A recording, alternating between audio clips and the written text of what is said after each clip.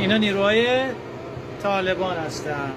تازه خبر طالبانو ایرانی ځواکونو ته اجازه نه ده ورکړې چې صفري نقطه کې دیوال جوړ کړي. دواړه لوري ګوته په ماشه ناست دي او د جګړې امکان شته. د دې خبر جزئیات هم د ویډیو څخه وروسته درسره شریکو. نو هیله ده ویډیو تر پایه وګورئ او چینل سابسکرایب کړئ. اکنون خط مرزی و برخورد به نیروهای طالبان که در جلو مشاهده میکنید. اینجا جلو ما رو فعلا گرفتن، نیروهای طالبان اومدن جلو. خب ببینیم چی میشه. این هم پاسگاهشون که ما میخوام از کنار پاسگاهشون رد چیم. حالا اینا اومدن با سلاح واسطادن. ببینیم زور ما بیشتره یا اونا.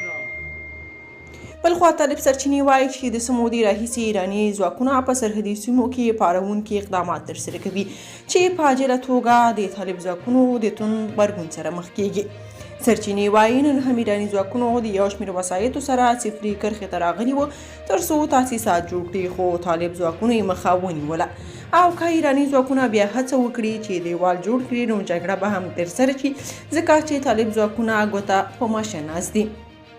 طالب سرچینې وایي چې وړمه ورځ هم یاده سیمه کې د افغان او ایراني ځواکونو ترمنځ نښته ترسره شوې وه چې د دواړو لورو څخه سپکې او درنې وسلې کارول شوې وي. یاده دې وي چې څه موده وړاندې ایراني چارواکو د اوبو پر سر طالبانو ته اخطارونه ورکړي وو. که تاسو په دې اړه څه نظر لرئ په کومنټ کې شریک او چینل سبسکرایب کړئ.